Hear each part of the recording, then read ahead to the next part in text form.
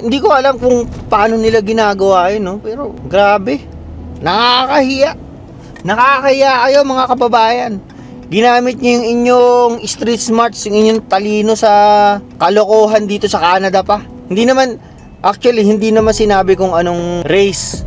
Hindi sinabi kung anong nationality. Yun ba ngayon? Kaya lang, kitang-kita sa itsura eh.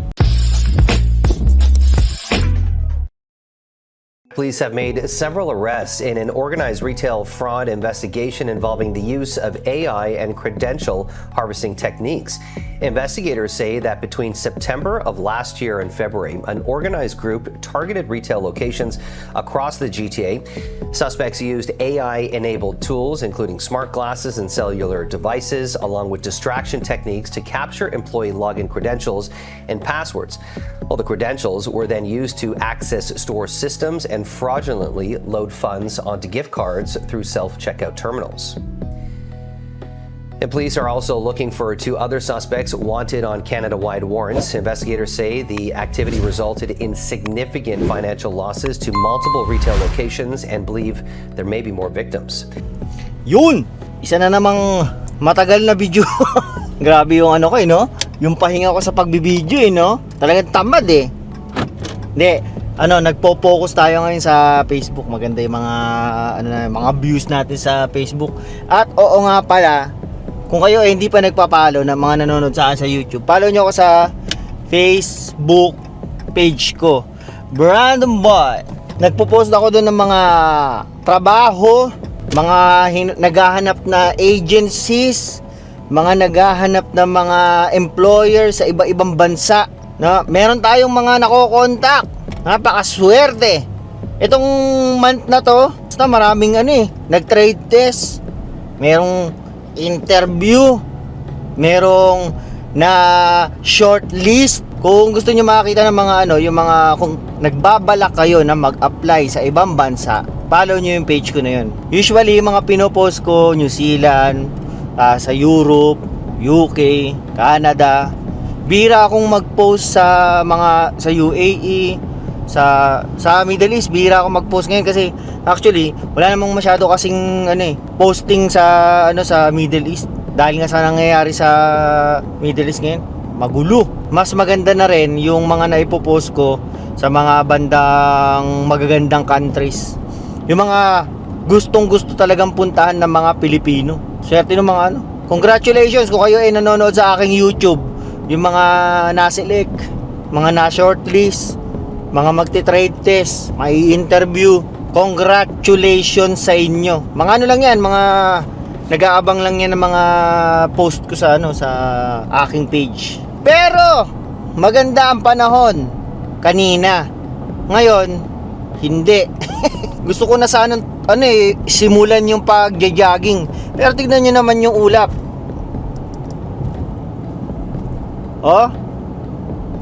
Dumidilim. Hindi yan usually na madilim dapat kasi alam nyo naman, spring na, magsa-summer na, ang liwanag umaabot na hanggang alas 9. Pero tingnan nyo naman yung kalangitan, medyo madilim pero mainit na. Yun ang kagandahan. Medyo mainit na, actually mainit na pala talaga. Kanina ang temperature nung ako nagda-drive sa Brandon, 26 yata. Init na ako Yung ginagamit ko nga na sasakyan namin sa trabaho, binubuksan ko na lang yung bintana Mas maganda pa yung yung fresh air Pero mainit na talaga. Masarap na sana ngayon masarap na sana mag-jogging. Kaya lang, bigla namang uulan. Ganito yung problema pagka spring. Paano pa iba-iba yung weather. Uulan, minsan may masyadong mahangin, madilim, minsan naman sobrang araw. Ang ganda pa naman dito pagka yung summer na, spring. Alas 7 ng gabi, akala mo tanghali yung itsura. Kaya makikita mo yung mga bata na naman, nandun na naman, naglalaro lang sa harapan ng bahay namin. Dun sa may lugar namin, sa Tracy. Nagtatakbuhan na naman yung mga bata, labas na naman yung kanilang mga bike, labas na naman yung kanilang mga rollerblades. Kaya pagka summer doon sa lugar namin, naglalagay sila ng humps kasi delikado, maraming bata. Biglang nagtatawiran ganyan, Di ba, pagka magpa-park ka na, hindi mo, bigla mo lang hindi mamamalayan, bigla na lang lalabas yung bata. Pero, ang gusto kong ikwento sa inyo, ang haba na naman ng aking intro. Magagalit na naman yung mga nanonood sa akin. Dahil mo satsat. Yan talaga, pinapaba natin video. Yung mga kababayan natin sa Toronto, Diyos ko po, gagawa ka na nga lang ng pangalan, sa kalokohan pa, marami sila. Hindi mo mapagkakailang hindi Pilipino yung mga itsure.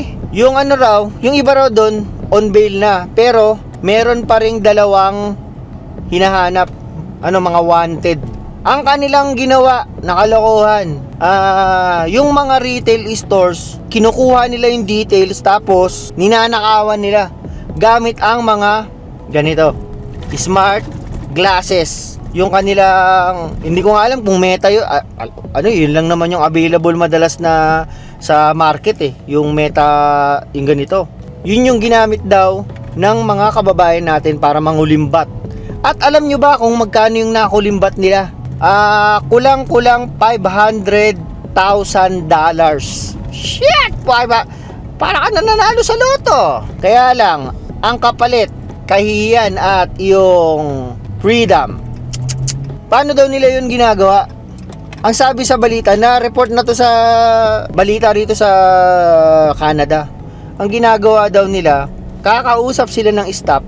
Tapos habang merong ini-input yung staff or anong ginagawa para kunyari magpipin sila, meron silang importanteng transaction, yung mga pin, yung mga binibidyo daw. Tapos kinukuha yung mga mahalagang impormasyon para ma-access nila yung system ng mga retail shops na yan.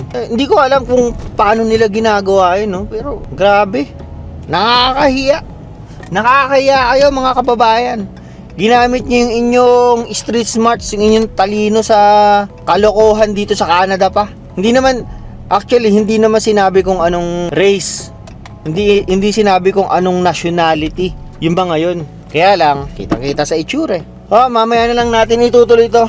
At nandito ng aking misis. Boon! Nasa bahay na tayo. Tinan niyo yung panahon. Narinig yata na ako tatakbo. Kaya tignan niyo yan. Biglang uulan.